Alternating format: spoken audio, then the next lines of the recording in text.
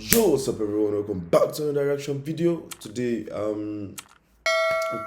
reacted to the falling of World War II. Then, a precious subscriber said I should check this video out, part one. So yeah, that's what I'm doing, obviously. So thanks for the suggestion, by the way. I'm reacting to World War II over Simplified part one. So definitely as a part two. So yeah, before I get into the video, please smash like on the video, please smash the subscribe button, and thanks a lot for the subscribers. It's really helping me a lot, I swear to God. And yeah, let's just get right into the video. It's 1902. A young man by the name of What's with this quality? Ooh. Okay, let's go. Benito Mussolini moves from Italy to Switzerland to avoid military service. He gets big into socialism, working for trade unions, writing for socialist newspapers, advocating a violent overthrow of European monarchies, the whole shebang. This gets him in a bit of trouble with the Swiss police, so he gets arrested, sent back to Italy, set free, returns to Switzerland, is arrested again, goes back to Italy again, completes his military service after previously avoiding it, and then after a brief stint as an elementary school teacher, he finally returns to work as an avid socialist. His speeches and journalistic abilities made him famous among Italian socialists. But the fact that they, like, in this generation, there are no people as, as, I don't know how to put it, as dedicated as those people, as the people in the past. Like, if it's the people of this time, they might have given up or something. He was anti-war, so when Italy colonized Libya in 1910, he rioted and got arrested. Then World War I came along, and once again he protested Italy's involvement. But then he thought, wait a minute, this war could bring about the social climate needed to overthrow European monarchies and bring about the socialist revolution everywhere. And suddenly he was pro-war. But his fellow socialists didn't like his new pro-war stance, so they kicked him out of the party. So then he said, you know what? I'm done with socialism. We need something new, not based on class divisions tearing us apart, but based on unity through nationality. We'll conquer the Mediterranean and reunite all Italian peoples, just like the days of the Roman Empire. I'll call it fascismo, and it will guide the Italian nation to greatness. That's all well and good, Mr. Mussolini, but what kind of haircut am I giving you? Let's go with bold. Okay.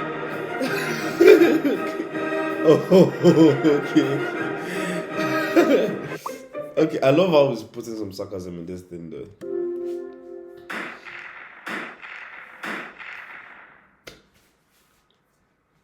Italy had been on the winner's side in World War I, and they hoped they were going to get a lot out of it, but in the end, they only got a little, and they felt cheated. On top of that, a bad economy and weak governments meant that the Italian people were a little unhappy. So when Mussolini came along and said that he could fix everything... Wait, okay, I think I have to react to the World War I as well, because, I literally just jumped into the World War II, so, yeah, maybe that's why it's a little bit, misunderstanding for me. Fascist movement gained a lot of support. In 1922, he went to the king and said, make me prime minister or I'll make me prime minister. And the king said, you and what army? This army. Fair enough. Then he went about establishing a dictatorship with himself at its center. Europe had its first fascist dictator. Next up, Germany. Germany had been on the loser's side, and they got absolutely wrecked by the Treaty of Versailles. They lost territory, had to demilitarize the Rhineland, had to reduce their army to just 100,000 men, couldn't have an air force, had to pay the Allies a huge amount of money that it didn't have. And a new rule was established that every Englishman withheld the right to walk into the center of Berlin, pick out any German they wanted, and spank the hell out of them. I made that last one up, but it helps you understand how all of this felt to Germans. On top of that, a bad economy and weak governments meant that when a small angry man with a silly mustache came along and said that he could fix everything, the German people loved him. Hitler had been a soldier during World War I, and he was crazy patriotic, and nobody was madder than him about Germany's humiliation. He helped start a new political party, and in 1923 attempted a march on Munich with his boys. And then he got arrested. But his popularity grew and grew, and in 1933, the president made him chancellor. He believed he was Germany's great destined savior, and he went full megalomaniac, establishing a dictatorship with himself at its center. Europe had fascist dictator number 2. Hitler and Mussolini had a lot of the same ideas, but more importantly, they had the same enemies, and they started to get along. Anyone else want to be friends? Franco? No? You good? I do. Who's that? It's Japan, and they've taken over northern China. Let's rewind a bit.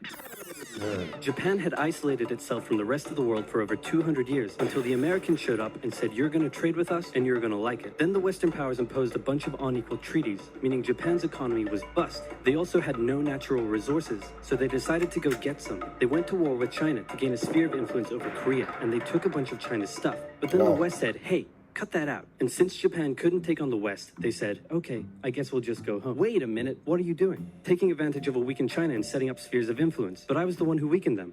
We know. And you guys didn't let me have anything. We know. That seems unfair. We don't think so. God. Okay, see ya. So Japan thought, screw this, and went to war with Russia, and stunned everyone by actually winning. Then they fully annexed Korea, but they didn't stop there. In World War I, they took Germany's Russia is that a Soviet army or? Colonies and islands in Asia. And then in an incident that was maybe staged by the Japanese army, a bomb blew up a Japanese train in Manchuria, giving them an excuse to launch an invasion and take over. So here's the situation. Nazi Germany, Fascist Italy, and Japan all believe they're racially superior, all feel hostility towards the Allies, and all want to militarize and take over more stuff. And so they did. Let's start with Germany.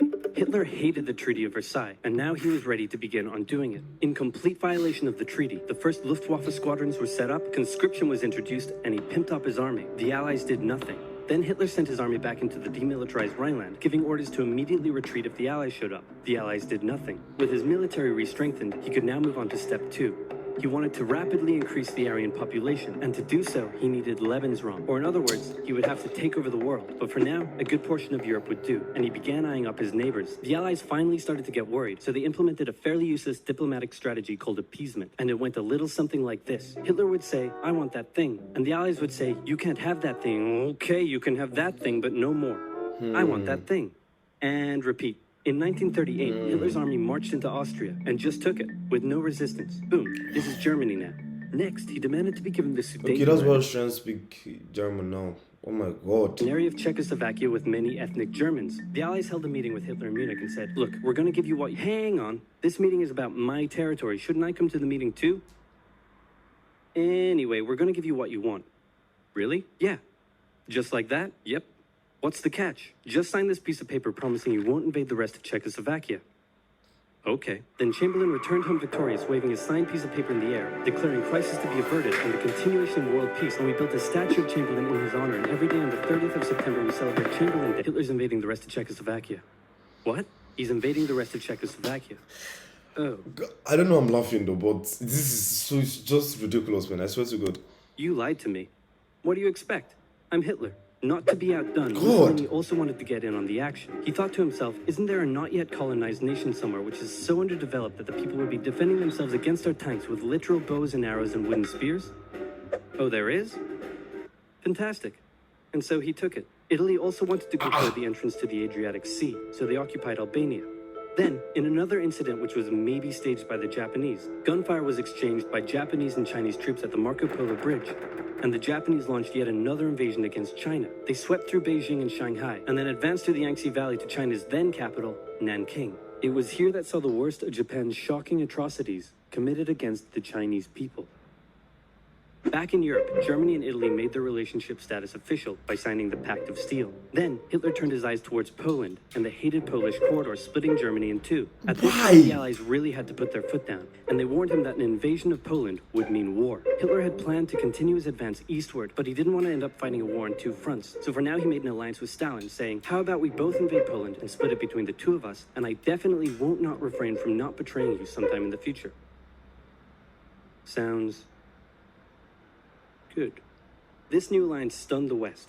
On the 1st of September 1939, German troops entered Poland, and Britain and France declared war on Germany.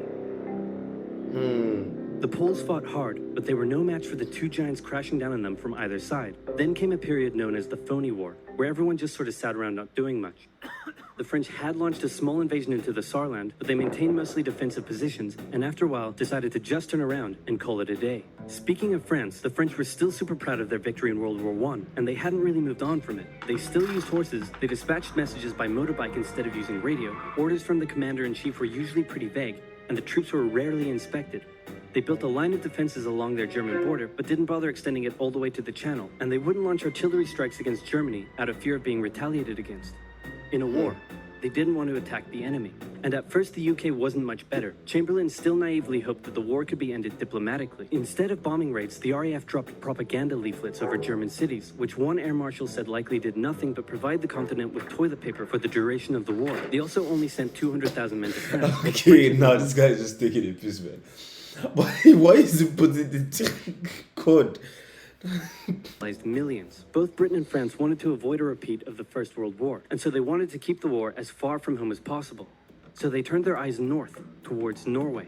Neutral Sweden was exporting iron ore to Germany through neutral Norway, so the Allies asked them if they could please stop exporting iron ore to Germany, but this request was refused. Then the Soviet Union attacked Finland, so the Allies said, how about we land troops in Norway and move them across Sweden to go help out your good pal Finland, and along the way maybe take control of all your armaments. But Norway and Sweden still said no. So the UK mined the waters around Norway to force any transport ships into international waters, and they also attacked a German tanker they found in the area. Hitler realized what the Allies were up to, and he quickly moved to secure his supply of iron ore. He launched an invasion through Denmark into Norway. The Allies rushed to land troops at key ports along the coast, but Germany had taken control of Norway's airfield, and their air superiority decided the fight.